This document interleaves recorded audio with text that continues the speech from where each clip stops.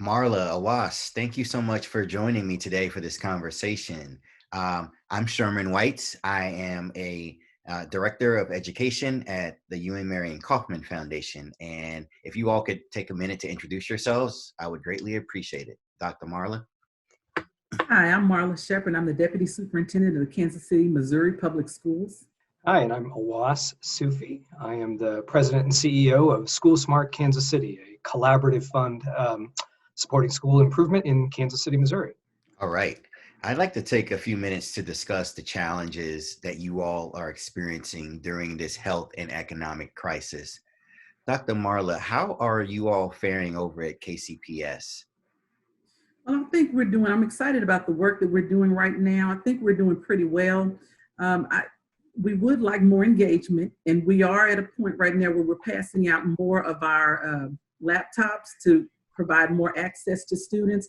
However, right now, what we're mainly engaged in is getting our teachers the professional development that they need.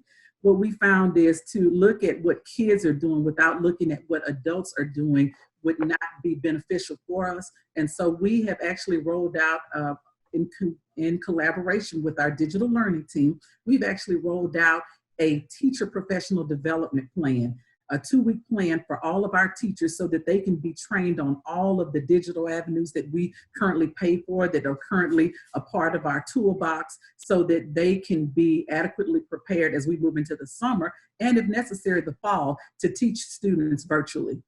Great. Awais, what challenges are surfacing for you all over at SchoolSmart KC? Sure. Well, quite a multiplicity of them based on the challenges of COVID-19. We've been working on school improvement and supporting our schools and wonderful educators like Dr. Sheppard for the last 3 years. And the unfortunate reality is that all of the progress, and much progress was being made, came to a really challenging moment with the onset of this infection, where schools, including Kansas City Public Schools, had to immediately move out of in-person learning into this new virtual and digital environment. And as we surveyed our schools, our educators, our families, the educational support organizations around the schools, what we saw repeatedly was that this was going to cause substantial disruption to the traditional way of doing business, that families and students would need to have access to new methods of both connecting to their schools, but then also teachers and others, leaders, would have to be able to reconfigure the way they were doing business so that so that kids could learn. And this was very new and a very challenging moment for everyone. And I have to give a ton of credit to Dr. Sheppard, her colleagues, as well as other educators around Kansas City, who have made it work any which way, whatever it takes, they're doing it. But nonetheless, they are significantly impeded by some structural challenges that our system has in terms of ensuring connectivity, ensuring virtual learning processes are fully in place to handle what's come their way. Awais, that's a great segue to today's conversation around this concept of interdependence. The thought that as a society, we thrive when everyone in our society is thriving. Conversely, we suffer when there's a segment of our community that doesn't have the same opportunities as others.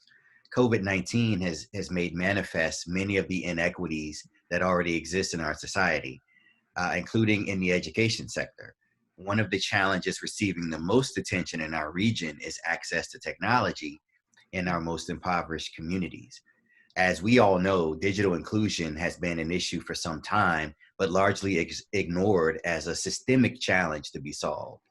Now, this is not to suggest that there has been no activity around closing the gaps, rather a less than adequate response at the structural level.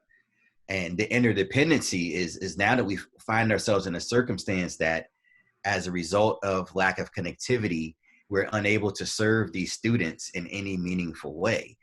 By deprioritizing digital inclusion, we've essentially closed off ecosystem players and our nonprofits from reaching the most vulnerable students.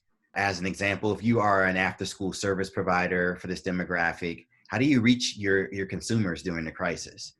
The same can be asked about a number of our players in our ecosystem: special education service providers, reading interventionists. The people who need these offerings the most are now void of these services. And to exacerbate the issue, many of these nonprofit providers are now looking to philanthropy to provide bridge funding to sustain them during the crisis, while having, limited capacity to serve the students that are involved, that they talk about in their mission statements. So I'd like to ask both of you this question, which is, can you please speak to how the gap in digital access has impacted the district during this time? And how have you observed the interdependence of the various parts of the ecosystem playing out? Yeah, I think what you see here is an economic gap that is really displaying itself a whole lot in this time of crisis. When I look at currently, Kansas City has 46.7% of our students who are actually engaged in turning in assignments in online instruction. That means that we've got close to 53 and 3.3% that we are not regularly getting assignments from. And then when I look at the demographics of who's turning in assignments, largely when you look at the top 10% of students in percentages of online assignments being turned in, it is our signature schools. And there's plenty of research around magnet programs and parents and the economic divide between students who participate in magnet programs and signature programs versus students who participate in regular schools. So what you see here is an economic divide, which has manifested itself in a digital divide. And for us, what we've found is that we've had to distribute our electronic devices to our students. And over the last 3 days, we've actually distributed 2,648 devices. And even if we were to distribute over the course of these next 4 days, 3,000 or 3,500 devices, we would still be at about 70% student participation and students who actually have access to a device. That means that there's still 30% out there who may have parents who cannot, because they're first line providers, they may not be able to come and pick up devices. So we have to think about those parents.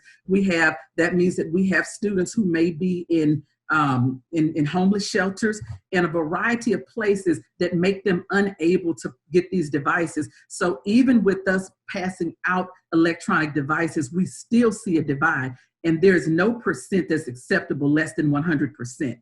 And so for us, what it means is that we've got to take this to another level, and we've got to layer this approach and figure out what is our next layer of helping these students who are not receiving, who did not get a device. Why didn't they get a device? What do we do as a result of them not getting a device? And what things can we do to intervene in them and getting a device? And so those are the type of questions that we have to ask. But I will tell you, the divide is economic, which does end up manifesting in it being a digital divide. And I think the biggest thing overall that I'm learning from this is that we've got to fix this economic divide. How do we get people the type of wages and the type of opportunities that would allow them to have access to some of the things that some of the middle class students and above may have? Yeah. Love that powerful response. Awais.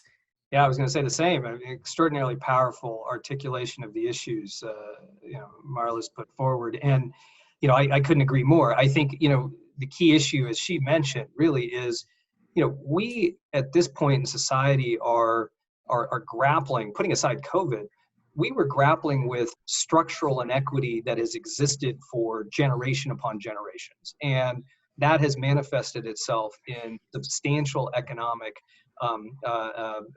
dislocation, substantial disparity in terms of the haves and have-nots.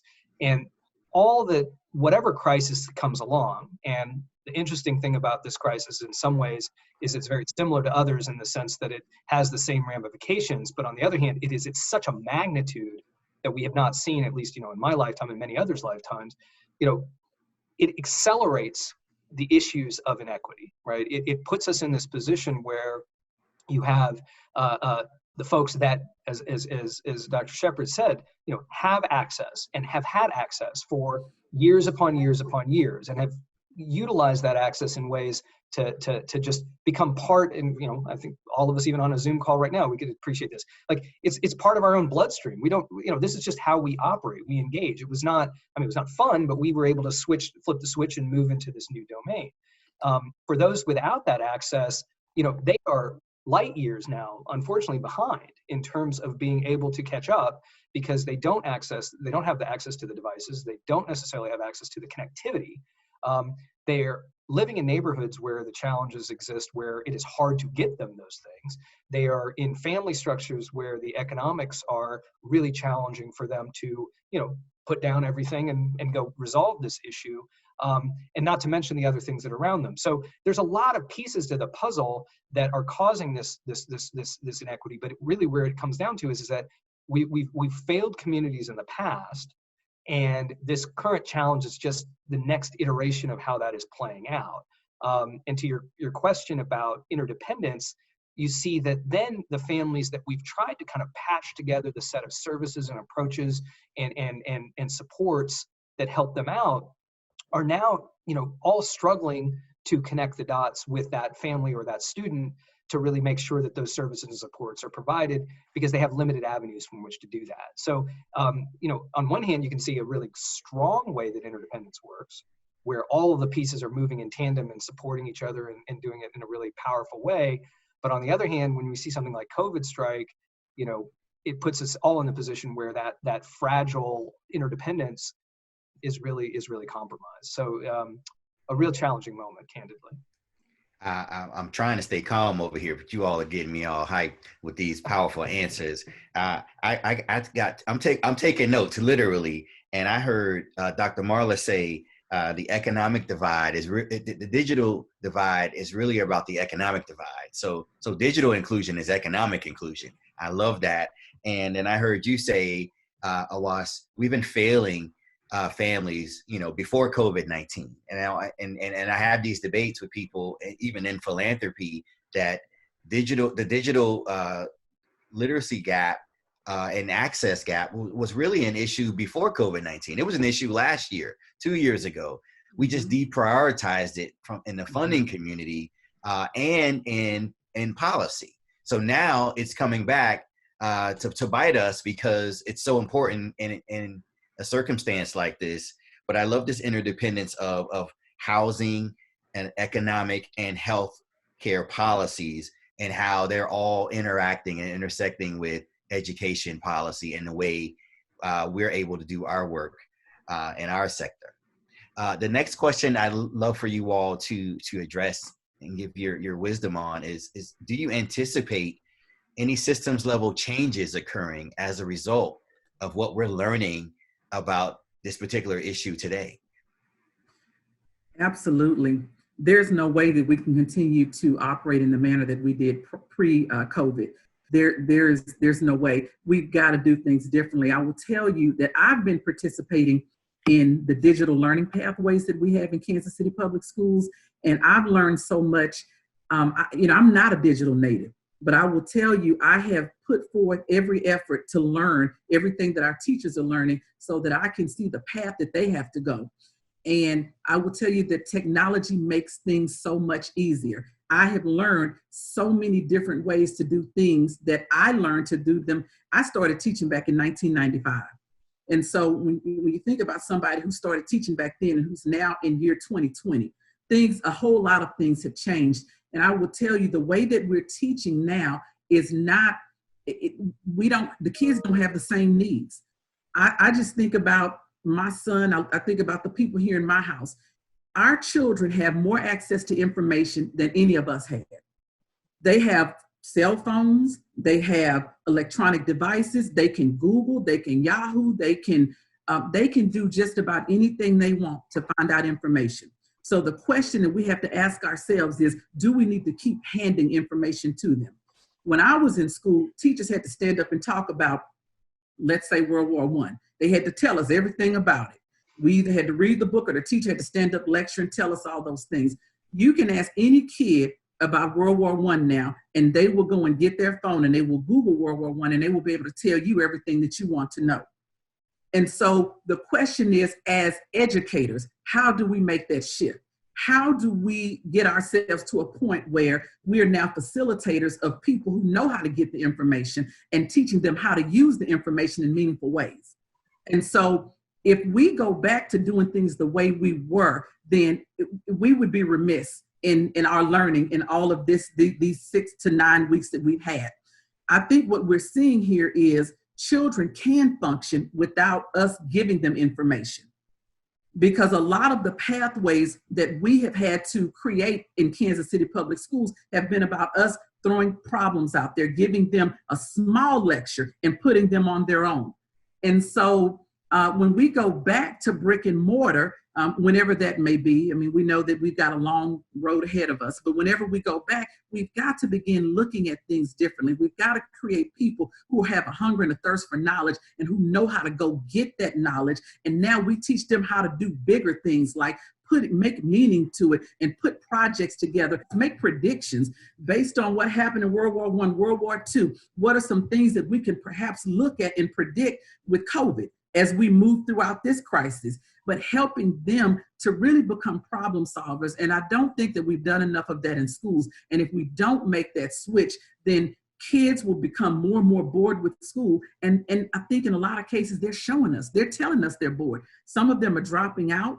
Some of them are becoming disengaged. A lot of different scenarios are happening here. And so they're telling us, they're giving us all the data that we need. The question is, how will we respond to that data? And how will school be any better as a result of the learning that we've made over these last few weeks? Wow. But Awais, before I come to you, Dr. Marla, a follow-up question.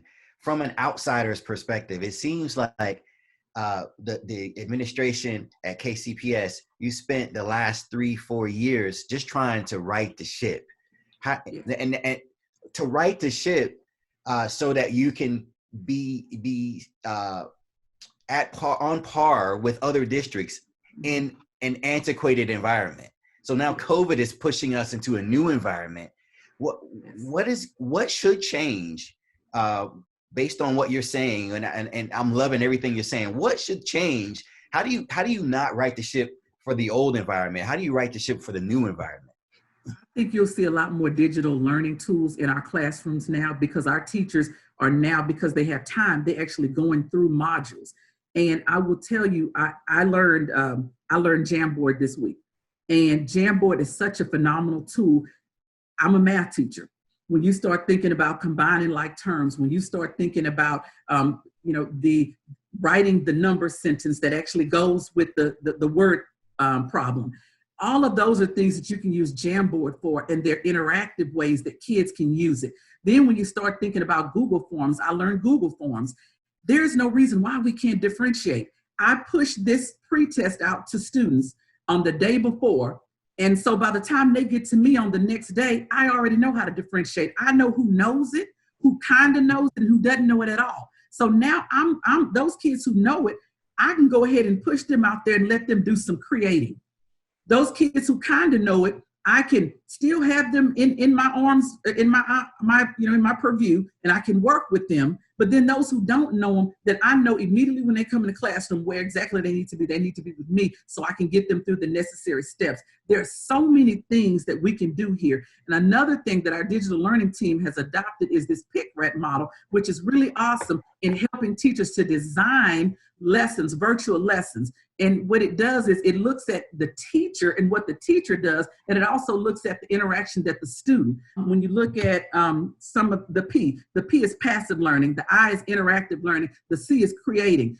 We want our kids to get to that creating level. Passive learning is not, it's no longer acceptable. They're bored with that. And so then when you look at what the teacher is actually doing, so the teacher either can replace, amplify, or transform instruction. Replacing means that, hey, is this something that they could do with pen and paper? We don't want to be at that level. When we start thinking about transforming, what is it that we could do at the highest level for the teacher, which is transformation, and the highest level for the kid, which is creating, so that kids are doing things like we do in the workforce. And some of this shift is going to require some of our state officials to shift as well, because we're not in the workforce bubbling A, B, C, or D as a form of assessment. We're not in the workforce writing short answers to, a word problem that you've given us. We're in the workforce solving real life problems. And so we've got to get our kids there in school solving these real life problems. And so I was so impressed with when I learned this pick-read model and how to really get teachers engaged in the right type of lesson, writing the right type of lesson plan that would truly engage our kids at a phenomenal level, where we can see them doing some of the things that we do in the workforce. And so I think what you'll see in Kansas City Public Schools is a greater focus on digital learning tools and using those digital learning tools to really reach kids at all levels. That kid who can't do, that kid that kind of has it, and then that kid who really needs the teacher, because we don't think teachers will ever be exempt, but we do believe the role has to be redefined. Awesome. Awesome. Awais, what are the systems level changes you anticipate? I think first, shame on us as a community if we do not take advantage of this opportunity to improve kind of the long-term prospects for our vulnerable families and communities. I mean, if nothing else, this should be highlighting that in a really serious way. And I think Marla's put out there a lot of the avenues for which that could happen. If I look back at, in my adult life, I've been a part of two major economic recessions prior to this one, right? One was back when the tech bubble busted, I guess it was in the late 90s, early 2000s. And then it was the housing crisis, I think in 2008. And if we look as a community at what happened at those moments, or subsequent to those moments in terms of transitions and changes, and I would not say we've done things perfectly, but there were specific things that did happen. In the IT structures, what we saw is that, folks did not look at, you could not just build it and assume that revenues would come, right? So investors became much more disciplined about ensuring that there was a revenue flow, that it was cash flow positive, and that over time you would see some yield. And on the other side of it, at the housing side, we all have seen, anybody that's bought a house in the last 10, 15 years has seen the stack of documentation to ensure the integrity of those underlying, mortgage instruments and other things like that. So, there are pathways to make this work if we are focused and going to look at it. Marla talked in really powerful detail about the learning side of the equation. What I would just add on to that is the digital divide side of it, right? Because the assumption there is that kids have access to those pieces, and we're going to have to do a lot of changes, just as Marla mentioned, around how those types of things are how we reconfigure educational models. For me, I say, what are the pathways that we have to create to ensure that, whether in a time of crisis or not, that families in our most vulnerable positions have access to all the pieces of the technology they need to be able to do that learning that Dr. Sheppard has talked about so eloquently. So, for example, should we be looking at internet access as a public utility, as a right, as opposed to the type of happenstance, where you live, what type of connectivity is available to you, and what's fascinating to me, if you look in the international context, there are countries upon countries that have leapfrogged into this, where they're providing, Wi-Fi access, WiMAX access in a very broad way to communities that have not traditionally been connected, right? In the United States, 30, 40, 50 years ago, we talked about universal service funds for telephone access in rural environments, right? So why can't we reconfigure the way that we think about digital access as well? Because right now we're in a really tough spot. If you are a family that has economic vulnerability, if you have in the past, if you live in an environment in a neighborhood which has limited access, or that digital providers don't really want to be fully invested in because they don't feel there's enough yield in terms of profit, or if you're in a place where folks have defaulted on bills previously, so that it's not easy for them to actually be reconnected, then you're in a world of hurt right now, right? And all the work that we're trying to do to sort of patch together things to say, okay, right now we can avoid the fact that you've been delinquent on bills, or right now, we're gonna try to give access to this housing complex where traditionally, many people don't have it. Like, we need to be moving much faster and much more purposefully around addressing those issues in a time of this time, but in this time as it wanes, because the reality is that this is going to keep it be this issue or some other. And actually, if we're smart about it, we don't even look at it from a deficit model. We look at it from a proactive model to do the types of things that Dr. Sheppard's talked about, where learning is going to transform and it's going to transition into these new approaches. And we can accelerate the learnings of kids that have been traditionally disenfranchised. So there's a lot of opportunity here. I think it's just a question of whether we're going to take advantage of that opportunity. I love that answer, Awais. I mean, the question that I have that I've been asking people is, what are we going to do for COVID-21 or the next snowstorm that keeps students out for a week? Like, how are we going to be prepared based on our learnings right now and based on the gaps that we have? If we get caught like this again, then shame on us. I agree with you. So great answers. Thank you for this great conversation, you all. Another question I have, either of you, what can schools do to encourage stronger connections between students and their families and the school itself? Ooh, that's a big one. I think largely what we're finding is teachers who had great relationships with students pre-COVID are teachers who have great relationships with students post-COVID. I think what you see here is we've got to focus more on relationships with students, period. Relationships matter. Relationships matter when you want in kids wanting to work for a teacher and kids wanting to excel for a teacher. Relationships are everything when we're talking about children. And so I think one of the big things that we need to focus on is making sure that we equip our teachers with the tools and our schools with the tools to build good relationships with the community and good relationships with the students and their families. I would venture to say that if without the digital divide, that if you were to look at the kids who were actually participating, minus not having devices or not having internet, it would be the kids who already have relationships with their teachers, and they're wanting to get up every day and see that teacher online. And so what we've got to do is figure out, how do we transform that relationship into every classroom? How do we get every teacher to understand how to reasonably build a relationship with their students, such that it doesn't matter if we have a snow day, it doesn't matter if we have a COVID-21, because I agree, all of these things are very likely in the near future. But teachers we've got to equip them. And I think that's the big focus. That will be a focus for us. How do we equip all of our teachers to build the right and the meaningful relationships with all of their students? Great. Awais. Well, and I would just build on that. I think that's exactly right. And I would just, kind of even expand the circle. If you're talking particularly about kids from a more vulnerable position or, fragile position economically or socially, there are a whole array of supports that, well-designed, well-executing schools are putting in place for those kids. And so back to your point about interdependence, Sherman, that interdependence amongst that team is critical, because each one of those individuals, as Dr. Sheppard said, is going to have a unique ability to create a relationship with that child. And so, and amongst them all, also, how do they create the relationships so that there is the understanding that, if a certain student, young person is facing a traumatic circumstance in life, and this is a broad traumatic one, but maybe there were other issues already underlying that, you have social workers, you have folks that are helping with special education needs. You have folks that are helping with immigrant and refugee needs. You have a whole of food insecurity.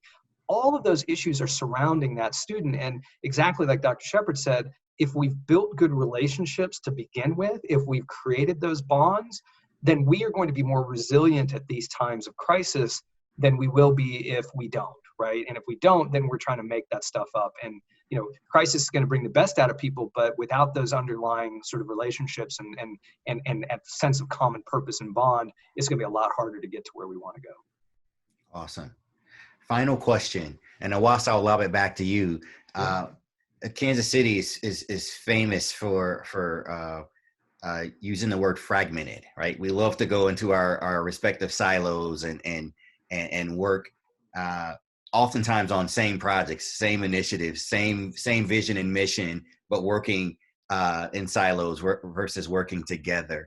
How has this crisis, how have you seen school districts? I'm thinking about interdependence of communities and school districts. How have you seen people come together during this crisis, and how are we working as a respective region and community versus our independent school districts? How have you witnessed this? I'm going to ask you the same question, Dr. Marla. Yeah, powerful question and important one. I would say, the unbelievable challenge we have right now is also, I think, the opportunity. Is like this equally affects us all, right? Like, I mean, there's, you can't go anywhere these days without, the notion of COVID really causing us enormous challenges as a community. So, where we've seen some really interesting places of collaboration or sort of joint purpose, one area, for example, I mean, immediately, as soon as this came about, we all communally recognized that food insecurity was an enormous challenge to be faced by, our vulnerable families. And the challenge being that each one of the providers of that food, meaning school systems that had traditionally been providing free and reduced price lunches, they were vulnerable themselves, because if any of those food service providers, those individuals, were to be infected, all of a sudden, you would have that kind of go offline. And it would not change the fact that people literally needed to eat. So what we saw was collaboration amongst school districts and school systems to say, hey, let's back each other up here. Let's make sure that we find the alternate channels through which this can happen if this doesn't happen. And not just the school systems, but the broader environment, right? So you would see, to your notion of interdependence, you would see, food banks, you would see grocery stores, you would see hospitals even coming together and providing that joint approach. Another place I would say we've seen it in a really exciting way is with this issue of the digital divide, right? Because the challenge with the digital divide is that it's not just about handing somebody a device, right? I mean, it's 4 or 5 components. It's a device, it's connectivity, it's repair and functionality, and it's servicing over time, and not to mention all the important things that Dr. Sheppard talked about learning itself, right? So we are seeing an increasing kind of sharing of best practices, approaches, technical knowledge, expertise amongst schools and the school systems and educators, really, to say, how are you doing it? How can you do it? Like even I just love the new approaches and tools that Dr. Sheppard is pushing out there, because I have no doubt some folks are going to hear that and say, hey, wait, how do I jump on that? That's going to be great to figure out how to use for the purposes that I have as well. So, there are challenges, but it's also some wonderful ways of seeing people starting to work together on things that are joint. Way to pitch your proposal, Dr. Sheppard. Proposal forthcoming, Awais. Dr. Marla, close us out. Well, one of the things that I think has been really great for us is what we have on Fridays is we have cadres. And so we have our teachers working with a group of teachers from another school, which is something that we're just not able to do during the school year. We don't have time, and we have one day that we do PD, which is Wednesdays, and that is a 75-minute PD. So the semantics of getting them from one school to the next is very hard. So when you start thinking about the collaboration here, the collaboration at the minute and smallest level is now we're seeing teachers from different schools being able to collaborate on Fridays, and you hear them exchanging great ideas, and you hear them building relationships with each other. We know that we all need each other. We live in a world that we're interdependent, and we need each other. And so the good part about our cadres is that our teachers are now working with somebody who may be on the other side of town, who may have a different population, and they may approach the work differently. However, there's always something that we can learn from each other. So I'm excited about that. But then the type of collaboration that we're having with districts all over America, every Tuesday I'm on a call with the Council of the Great City Schools Chief Academic Officers. It is wonderful because you get a chance to hear what's going on in Columbus, Ohio. You get a chance to hear what's going on in Los Angeles, California. You get a chance to hear what's going on in Miami, Florida, in Houston, Texas, Dallas, Texas, all of these places. And we are really learning from each other. And I think that's something that we just don't have time to do during the school year. Life happens, and we always want to hear, but we shouldn't have to go to a conference to hear what other people are doing in other districts. And so what I think it's done is this has brought us all together, and we're realizing that we have a common problem here. And that common problem is this digital divide, this economic divide, and children who need an education, who will thrive only from an education. And so bringing us together to talk about those issues and how we deal with it. How do we deal with the grading?